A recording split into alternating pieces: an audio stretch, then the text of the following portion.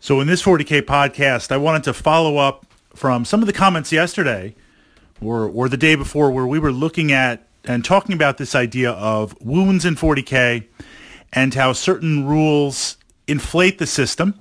This was building on the idea that underneath the hood, the DNA of 40K is pretty much based on a Space Marine. Toughness 4, Bolter, 3-up save, and they shall know no rules.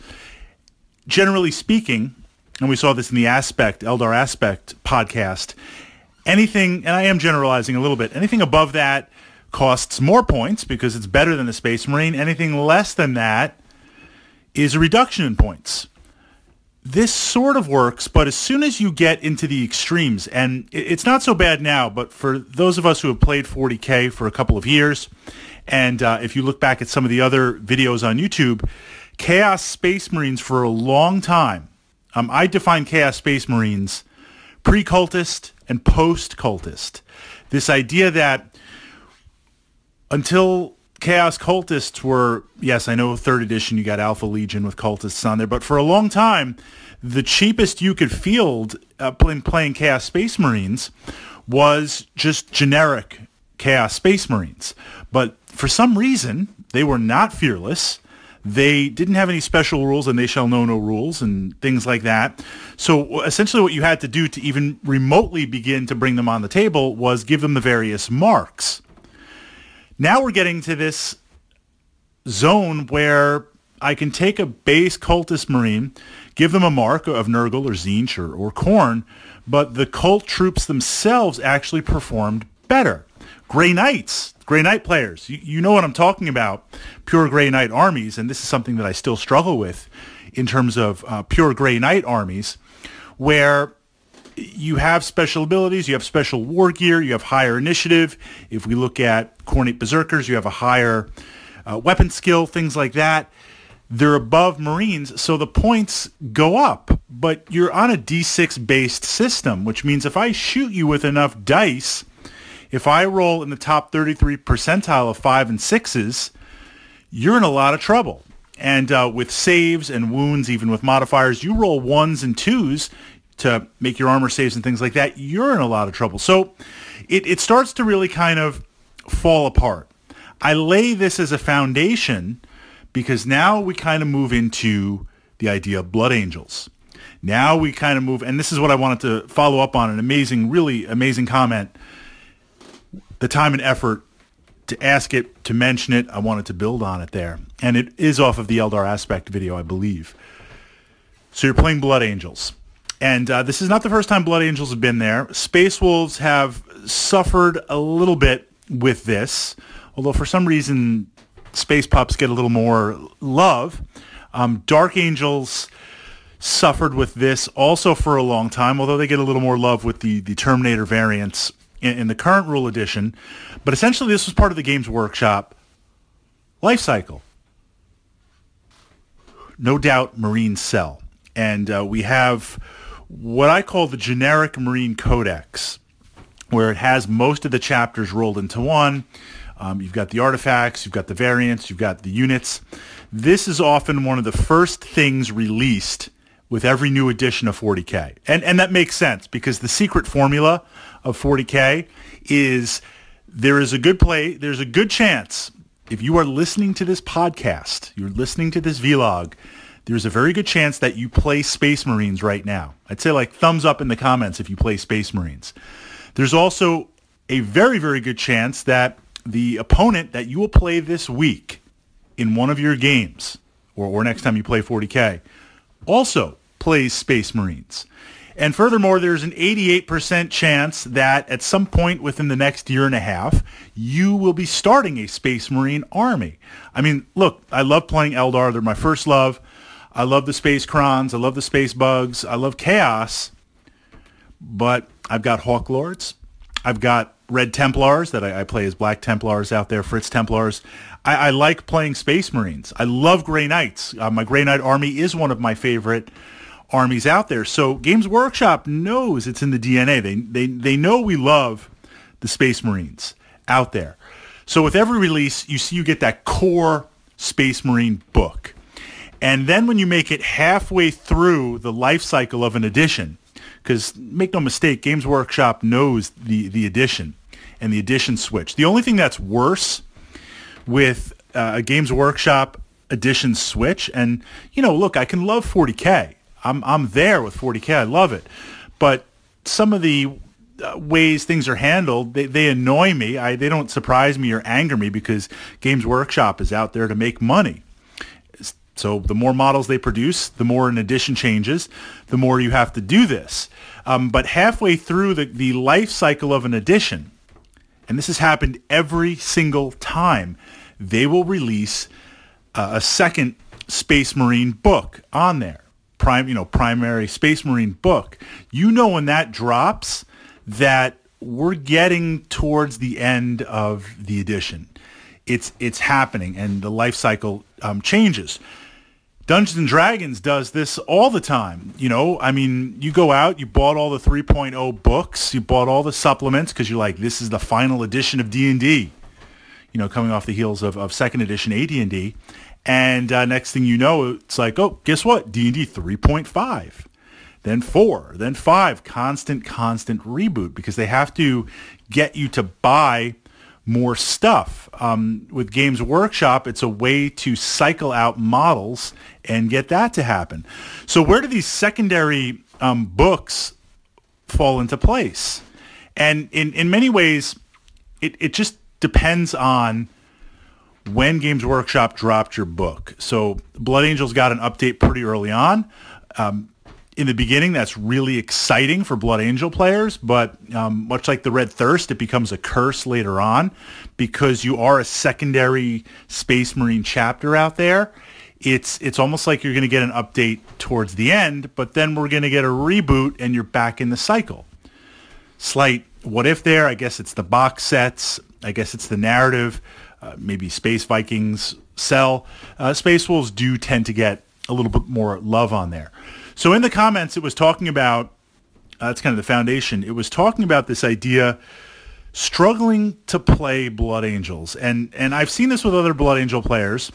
I've seen this with my friend Jawa over the years, watching him dedicated to playing Blood Angels.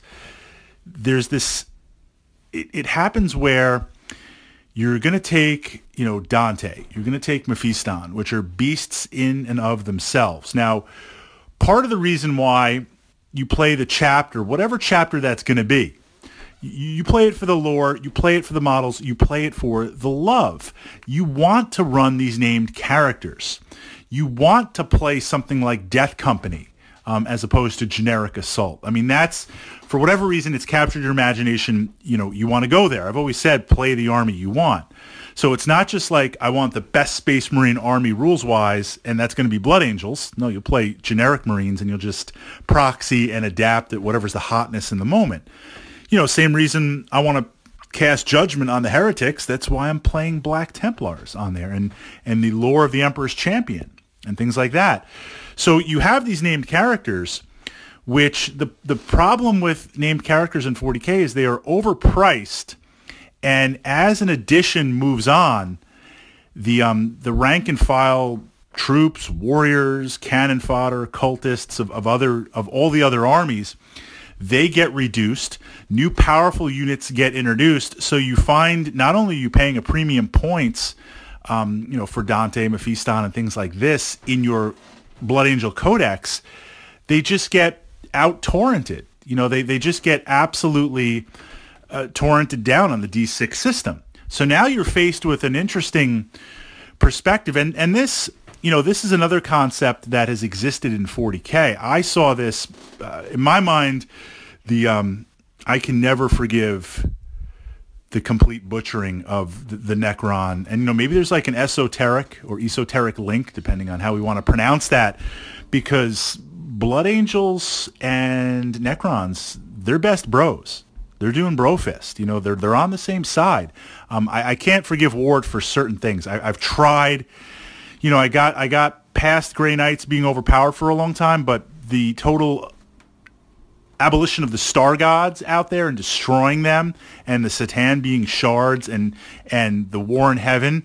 Well, how can you be pumping out all the Blackstone Fortress stuff, which I love, no spoilers. It's been a crazy couple of weeks. Blackstone Fortress made it through all 4 strongholds, made it to the vault, unlocked the secret, want and need more immediately. The Amble cannot get here fast enough. Yeah, Games Workshop nailed that. Absolutely amazing. But you read that and you're like, well, okay, it's complete old ones, and the Tears of Vol, and it's in the mythology of it. Well, the War in Heaven was by the Necrons, and the Star Gods are still Star Gods. I'm getting off topic here, but essentially when the Star Gods were actually Star Gods and the Deceiver was actually the Deceiver and the Nightbringer and the Void Dragon and stuff, they were living gods on the table. And the points were really, really high for what they did. So right away, when you have a model, and this is the question Blood Angel players have to internally solve. You have to internally figure this out for yourself. When you have a model that's so many points, it can only be in one place on the table at a time, physically. And it can only operate in the various phases per turn, moving, shooting, assault, psychic powers, or some of the sub-phases if it has special rules. It's one model. If I can take those points and get 2 other almost as powerful units.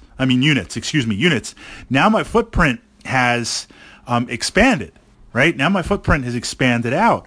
Or if I can get 3 or 4 or 5 just really dirt cheap trash mob units on there, the Deceiver, he was rolling the same D6 that the Warriors were, that the Immortals were on there. It's just a different percentile, but if you roll Legendary of 5 or 6, it doesn't matter if I'm shooting with a super powered up phase sword or if I'm just hitting you with an auto gun on there. You roll enough dice, it's going to get there. So this was something you were always faced with, but now you're looking at some of the special things for Blood Angels, the characters and the names. It's hard. I don't know if they're worth it. So what you see happening is you'll downgrade. I always played one, and then I downgrade to the next, to the next, to the next, almost to the point where, can you really play them? You're at a choice. If you play them, you're going to be at a disadvantage based on the current life cycle of where we are right now.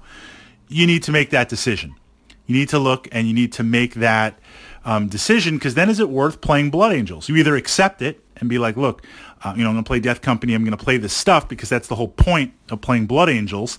Then we'll get into, I know it's kind of doom and gloom, but it's a reality. Then we can start to look and say, okay, you've selected these units. You want to play them, but now what we're going to do is figure out the best we can. It's not an auto win. The best we can to make them work on the tabletop, and that might need some synergy in other units. So you have to aggressively look and say, look, I might need to just drop a few things.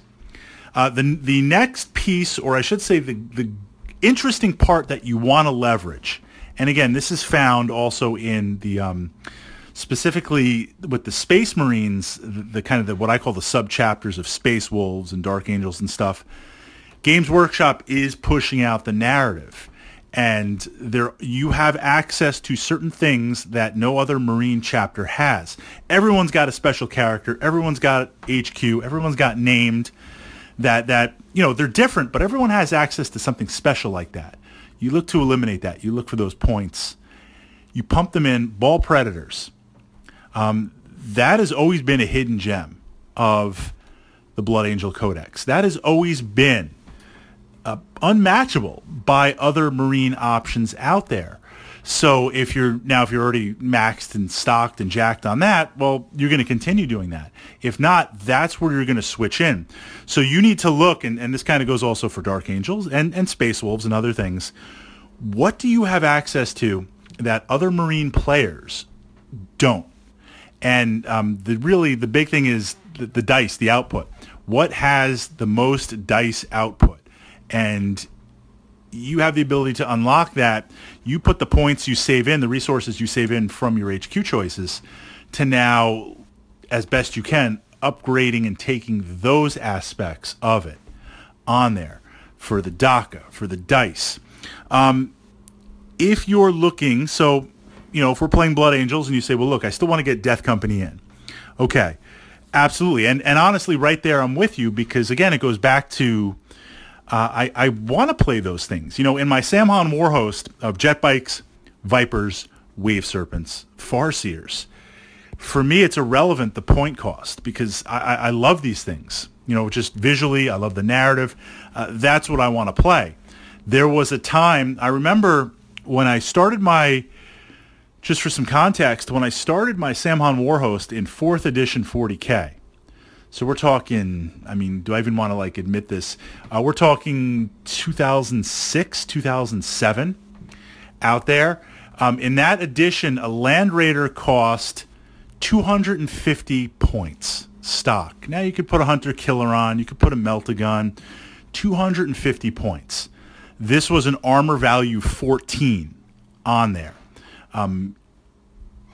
2 Vipers with Bright Lances, so that made them very expensive on there. A Bright Lance was like plus 35 points. I mean, there was a point as opposed to a power level. But to upgrade that and the Vipers and give them Spirit Stones and give them Hollow Fields, stuff that the bare minimum you needed to survive, I was looking at my army list going up against a friend of mine, and I'm like, wait a second. This is where the points didn't work out. Your Land Raider's 250 points, and my 2 Vipers are like 260 points. Something is going crazy here with that. So I had to make a decision. I wanted to play these things. They worked, but they would fall flat against other things. What was the workaround? What was the plan to do that? And for those of you that know the edition, the plan was to keep the Vipers back and use Hollow Fields and get cover saves, and for me to throw Seer Council spam with Witchblades, which are strength 9 against vehicles, and I would just punk Land Raiders with my swords and things like that. So if you're going to look and say, okay, look, I'm going to pay the premium price for Death Company or other things in your book, if you're Space Wolves or Dark Angels, then you need to look, how are you going to boost the dice? How are you going to boost the dice output? Because you are spending points on special rules or Games Workshop not really updating everything, although they've done a much, much better job, and you have a dice deficiency. Razorbacks, so now maybe you start converting your Rhinos to Razorbacks. You start boosting the dice output on there. You're going to have to look at those units and somehow get that dice up. That is going to at least give you a fighting chance on there. I wish it's not doom and gloom, but this is something that has just always been in the Codex cycle. And again, it goes back to, in my opinion, it goes back to this Space Marine DNA where, the average Marine is this level. So if we're going to go jack it up more, and if we look at some of the abilities that Blood Angels have with their units, they are better than vanilla Marines. They should possibly cost more for certain things that are out there. But in a D6 based game, 5s and 6s, 1s and 2s, it changes it. I hope that gives some insight in there. You're going to have to look at what toys do you have that no one else has in terms of dice output. And that is going to be your direction. And that's your base. That's your core. Then you're going to look and say, whatever is the tactical Marine equivalent in your Dark Angel, Blood Angel, Space Wolf thing, you got to get some mass, some power armor mass on the table. And then your 1 or 2 named toys that are specific for your book or your named HQ choices, you're going to have to balance out the dice output elsewhere somewhere. And Razorbacks are still very, very good at that. What do you guys think? I know that's kind of a high-level approach, but some really insightful comments on Blood Angels. And, in my opinion, a lot of it does depend on the meta where you play. You love Blood Angels. Games Workshop, and this is the good part about it. Their development cycle is very, very fast with how things cycle through. So you're not literally like one time if you were playing Dark Eldar, you were waiting 15 years. 15 years for a book on there. So it just so happens that you got your book kind of towards the beginning. It will cycle around again when you've hit that midway mark with the second drop of Space Marines. the big question in my mind, and we're going to kind of exit out on this podcast because I got to power down here and actually get 2 or 3 hours of sleep before I got to get up in a moment. Primaris, I'm going to call it. I will go out there. I mean, I was wrong before my YouTube channel blew up. Those of you who've been following me for a little while, I put it out there that we were going to get a Titan. I bet my friend a Predator tank, and because he said no, I said yes. Imperial Knights didn't count. I thought we were going to get a giant Titan on there. We didn't. I was wrong on that. So I'm able to cast the runes of fate. I'm able to commune with the dark gods and do what I have to do, and sometimes the warp obscures things a little bit. Side note, every time that Predator appears on the table, I don't care about the mission. I don't care about anything. I will destroy it at all costs on there. That's just what we got to do. I believe that Games Workshop does want us to buy all new Space Marines. You know, I saw this with the Blackstone Fortress models on there. I saw this with the Chaos models where they're upping the scale. They're upping the heroic scale, and it looks fantastic. The Blackstone Fortress models look amazing. The Cultists look amazing. The Chaos Space Marines, just the 2 generic Chaos Space Marines, they make my Cornate Berserkers sad face. My Berserkers just look so like ho-hum compared to them. And this is just generic Black Legion. Not that I have hate for Black Legion, but it looks pretty sexy on there. So, and the Primaris, they look really amazing. True scale Marines, they look amazing. But if the Games Workshop just discontinued all generic Marine stuff, we'd all go crazy on that. But I expect that they're going to advance the storyline, which, you know, is fun. It's fun to be part of a living game. If I can draw back for a second for a BattleTech parallel, BattleTech's really interesting in that there's all these different eras to play in, tech levels, and the story has been advancing real time, you know, over what, 35, 40 years, something crazy like that. You can, if you've been playing BattleTech all along, you got to partake in those different eras. I love the clans. Dark Age is kind of interesting. These are the different time areas. Jihad, not getting into that. With it, Word of Blake and all that. So I don't play that part of it, but you could if it's there. So I applaud the fact that, you know, for 30 years, the Golden Throne has been failing, and Games Workshop is now, you know, still kind of upset with Cadia, but, you know, that it's advancing it on there. Yes, absolutely. That's cool. But I expect the next edition of 40K, and I'll go out and say it, I think we're going to get a massive Primaris dedicated only, not only army, but just its own book, and just be huge and be epic and be really amazing. The foil to that is I don't think GW could properly throw up enough stuff to stop a beefed up Primaris army. Jack them up even better, give them some decent fast moving units, flesh out HQ and leadership roles, drop the points and power, you know, points on everything for them so they cost nothing on the table. And yeah, everyone will play it. Well, you're like, Fritz, they could never do that. Look at how fast they turned around AdMac. That, you know, that was like a little teaser, and then next thing you know, a full-fledged army. The last time we saw that was Tau, where they're like, a new army's coming to 40K, and we're like, what? And boom, Tau appear. And what they did with AdMac was crazy. Chaos Demons don't count because they just ported those things over from Warhammer Fantasy on there. They already had the sculpts. They already had everything to kind of pre-boot that. But I suspect we are going to get full Primaris treatment. Overall, Blood Angel players, I'm going to hand over the comments to you. What are you guys feeling right now? Where are you going? What's in the list? And, you know, how are you trying to deal with these questions where you want to play the Red Thirst, you want to play the narrative, but you have to deal with the reality of the D6?